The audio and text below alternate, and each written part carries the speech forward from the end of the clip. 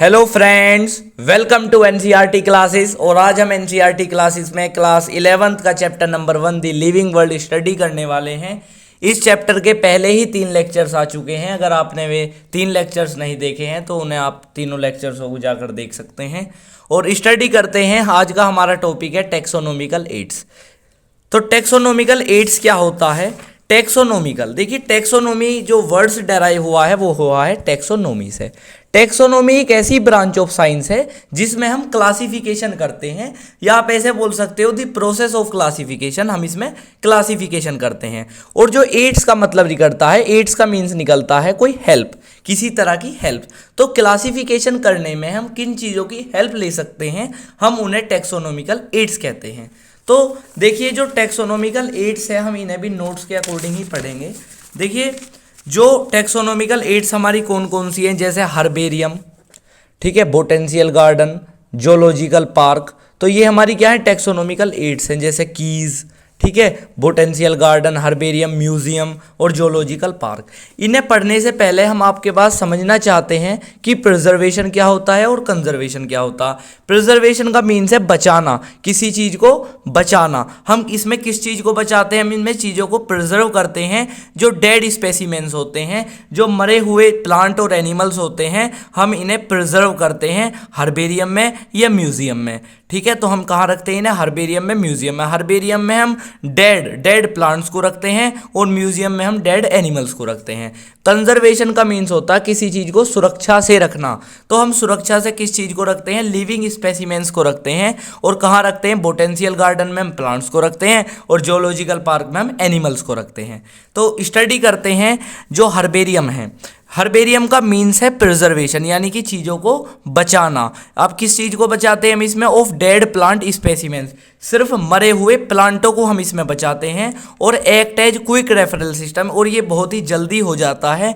ये बेस्ड है alpha taxonomical पर, यानी कि ये बेस्ड है मॉर्फोलॉजी, यानी कि एक्सटर्नल जो हमारा अपीयरेंस होती है ये उस पर बेस्ड है। और ये बेस्ड है नेचुरल सिस्टम और क्लासिफिकेशन, यानी कि जो प्राकृतिक की जो क्लासिफिकेशन ये उस पर बेस्ड है। ये हम चैप्टर नंबर 3 में आपको पढ़ाएंगे। तो अब हम बताते हैं जो हमारी हर्बेरियम सीट है कि हम जो भाई डेड हमारे जो प्लांट है हम हर्बेरियम सीट में उसे कैसे लगाते हैं। देखिए ये हमारी हर्बेरियम सीट है, इस पर ये जो हमारा डेड प्लांट है वो चिपक रहा है। इसका जो स्टैंडर्ड साइज है वो 16.5 इंटू 11.5 इंच स्क्वायर या 41 इंटू 29 सेंटीमीटर स्क्वायर होता है। हम हर्बेरियम सीट में लेबलिंग करते हैं date of collection, place of collection या family of plant, vernacular name जो हमारा रीजन अकॉर्डिंग नाम बदलता है, और इंग्लिश नेम, साइंटिफिक नेम और ऑथर नेम के बारे में इसमें बताते हैं। ये आप में मतलब ऐसे क्वेश्चंस आ जाएंगे कि हाँ कि जो साइंटिफिक नेम है वो हर्बेरियम सीट में रहता है या नहीं रहता, तो आपको वो बताना पड़ेगा। देखिए अगर आपको कोई भी प्लांट हर्बेरियम में रखवाना है तो उसके क्या स्टेप होंगे। सबसे पहला आप उस प्लांट को कलेक्ट करोगे, उसके बाद आप उस प्लांट को ड्राई करोगे, सुखाओगे, पॉइजनिंग करोगे यानी कि ट्रीटमेंट विद डिसोफेकेंट, यानी कि उस पर कोई सोडियम छिड़कना पड़ेगा जो 0.1 ऑफ HCl2 है, यानी कि हाइड्रोक्लोराइड है। और आप उसे फिर माउंटेनिंग और हर्बेरियम सीट, यानी कि फिर आप उसे हर्बेरियम सीट में रख दोगे। उसके बाद आप उसे पेस्टिंग कर दोगे, चिपका दोगे। उसके बाद उसकी लेबलिंग करोगे जो हमने आपको पिछले वीडियो में नहीं, पिछले पेज पर समझाई थी। उसके बाद आप उसे डिपॉजिट कर दोगे। तो जो एग्जाम्पल हर्बेरियम है, हर्बेरियम आपको कहाँ मिल सकता है? तो देखिए हर्बेरियम एक बहुत फेमस है, herbarium of royal botanical garden जो हमारा इंग्लैंड में है, या सेंट्रल नेशनल हर्बेरियम कोलकाता में है, या हर्बेरियम ऑफ FRI देहरादून में, या हर्बेरियम ऑफ NBRI। इसका एग्जाम्पल NCERT में नेशनल बोटेनिकल रिसर्च इंस्टीट्यूट है जो लखनऊ में है। तो कहने का मतलब है अगर आपको कोई भी प्लांट की रिसर्च करनी है या प्लांट के केस में आपको क्लासिफिकेशन करने में जो हेल्प कर सकता है वो है हर्बेरियम। आप हर्बेरियम में जा सकते हैं और प्लांटों के नाम देख सकते हैं।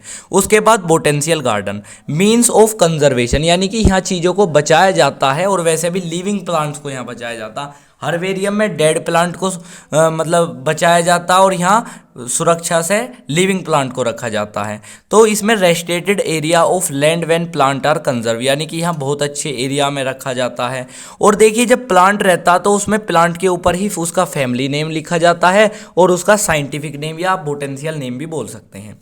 अब देखिए जो कंजर्वेशन है, जो चीज़ों को बचाया जाता है वो भी दो तरह से बचाया जाता है, इन सेतु और एक्स सितु। इसका क्या मतलब है जी? इसका ये मतलब है कि कंजर्वेशन इन नेचुरल हैबिट, या तो आप उन चीज़ों को उनके हैबिट जहाँ उन्होंने अपना जन्म लिया है पेड़ प्लांट ने वहाँ बचा सकते हो, जैसे national park, wild life sanctuary, biosphere reserve, या एक्स सितु यानी कि आप उसे conserve away from natural habit, जहाँ उसने जन्म लिया वहाँ से लाकर बोटेंशियल गार्डन या जोलॉजिकल पार्क में रख सकते हैं। ठीक है, तो कहने का मतलब है हेल्प भी आप दो तरह से कर सकते हो। अब हम बात करते हैं जो हमारा बोटेंशियल गार्डन है वे कहाँ कहाँ है। बोटेंशियल गार्डन में आपको क्या मिलेंगे मैं दोबारा बता देता हूँ, लिविंग प्लांट मिलेंगे जहाँ उनका मतलब उन्हें बड़े सुरक्षा से रखा जा रहा है, कंजर्व किया जा रहा है। जैसे रॉयल बोटेंशियल गार्डन है हमारा इंग्लैंड में, बड़ा ही फेमस है, और नेशनल बोटेंशियल गार्डन है लखनऊ में, आप इन्हें भी पढ़ सकते हैं, लेकिन इंपॉर्टेंट ये दोनों ही हैं। उसके बाद जोलॉजिकल पार्क के बारे में हम बात करना चाह रहे हैं। देखिए जोलॉजिकल पार्क में मीन्स ऑफ कंजर्वेशन, चीज़ों को बचाया जाता है यानी कि लिविंग स्पेसिमेंस को रखा जाता है। मीन्स ऑफ एक्स सितु कंजर्वेशन, और एक्स सितु कंजर्वेशन का मतलब है यानी कि उसके नेचुरल हैबिट से लाकर और जो भी है जोलॉजिकल पार्क में रखा जाता है। जैसे जू ऑफ दिल्ली, आप कभी दिल्ली में गए होंगे, आप तो हिंदी में समझते होंगे कि भाई हम चिड़ियाघर चले गए हैं, तो वहाँ वो भी एक जोलॉजिकल पार्क है जिसमें लिविंग स्पेसिमेंस को, एनिमल्स को रखा जाता है। उसके बाद म्यूजियम, देखिए म्यूजियम में क्या कराया जाता है। अगर आपसे म्यूजियम का मीन्स है मीन्स ऑफ प्रिजर्वेशन, चीज़ों को बचाया जाता है for both plant and animal. इसमें एनिमल और प्लांट आप दोनों रख सकते हो और जो कि डेड होते हैं, जैसा आपने अपनी लैब वगैरह में देखा होगा स्कूल की। जैसे स्मॉल एनिमल है आप उसे प्रिजर्व करते हो, बचाते हो फॉर्मलाइज सॉल्यूशन, यानी कि एक सॉल्यूशन में रखकर केमिकल के सॉल्यूशंस होते हैं। और जो बड़े एनिमल, लार्ज एनिमल होते हैं उन्हें केमिकल की स्टफिंग करते हो। और जो इंसेक्ट्स हमारे होते हैं उन्हें आप इंसेक्ट्स बॉक्स में रख सकते हो। उसके बाद जो स्केलेटन ऑफ एनिमल्स को भी आप केमिकल की वजह से ही रखते हो, जो हमारे डेड एनिमल्स होते हैं। अन्य आपको कैसे पढ़ा कि भाई जो हमारे वे एनिमल्स, बड़े बड़े एनिमल्स हैं, उनका जो शेप है वो कैसी होती है, जैसे तेंदुए वगैरह होते हैं। उसके बाद हमसे बताया गया है कि जो कीज हैं, देखिए ना तो कीज का मीन्स ऑफ प्रिजर्वेशन है, ना तो बचाया जा सकता है, ना तो इसका मीन्स किसी ऑर्गेनिजम्स को बचाना है, और ना ही सुरक्षा से रखना, ना नेदर और कंजर्वेशन। और कीज तो एक रिटन डॉक्यूमेंट है। और आपसे ऐसा क्वेश्चन पूछ सकता है कि भाई कौन सी ऐसी टेक्सोनॉमिकल एड्स है जिसमें हमें सोचने की जरूरत पड़ती है, तो keys are analytically in nature, यानी कि कीज एक ऐसी टेक्सोनॉमिकल एड्स है जिसमें हमें सोचने की आवश्यकता पड़ती है।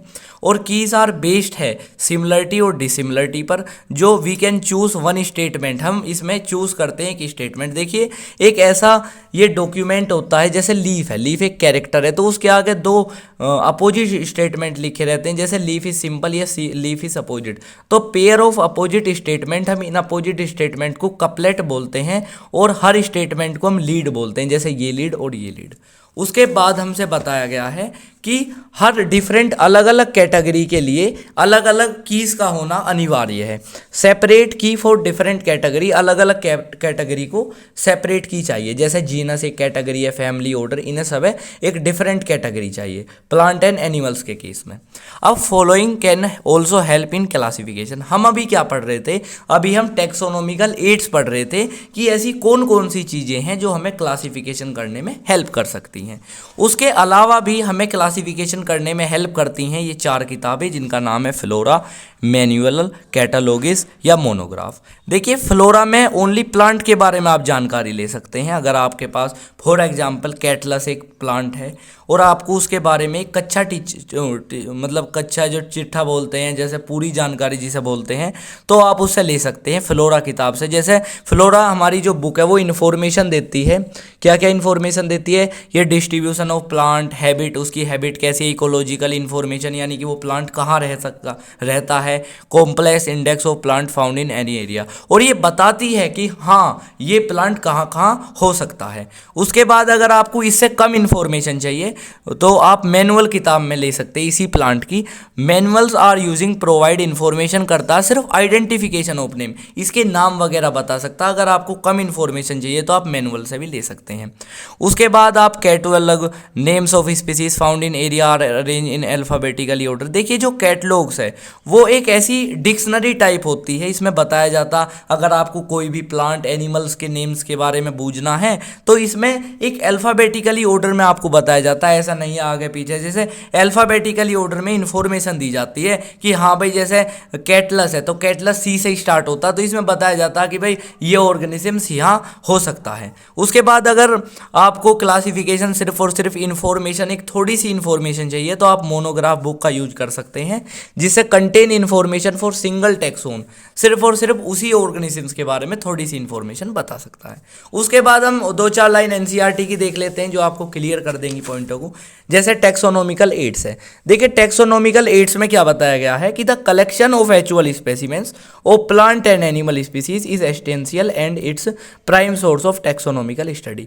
अगर आपको क्लासिफिकेशन की स्टडीज करनी है तो आपको कलेक्शन चाहिए, प्लांट एंड एनिमल्स का कलेक्शन चाहिए, जो हमने आपको बताया था हर्बेरियम, म्यूजियम, जोलॉजिकल पार्क और कीज के बारे में और बोटेनिकल गार्डन के बारे में। तो आपको ये चीज़ें क्लियर हो चुकी होंगी, ऐसा हम उम्मीद कर चलते हैं। और जो हमने एंड में आपको बुक्स बताई हैं उनके बारे में भी ये जानकारी देते हैं। जैसे फॉर एग्जांपल फ्लोरा हमने बुक बताई थी, flora contain the actual account of habitat and distribution of plant given area और they provide the index to the plant species found in particular area. यानी कि जो फ्लोरा बुक है वो हमें इन्फॉर्मेशन देती है कि प्लांट की हैबिट क्या है, क्या जो प्लांट है वो सीए में रह सकता है यानी कि वो पानी में रह सकता है या धरती पर रह सकता, और डिस्ट्रीब्यूशन ऑफ प्लांट और गिवन एरिया, और उसका एरिया देती है कि हाँ ये प्लांट कहाँ पाया जा सकता है, और इंडेक्स टू प्लांट स्पीसीज यानी कि उस पार्टिकुलर एरिया को प्रोवाइड करती है जहाँ वो ऑर्गेनिज्म मिल सकता।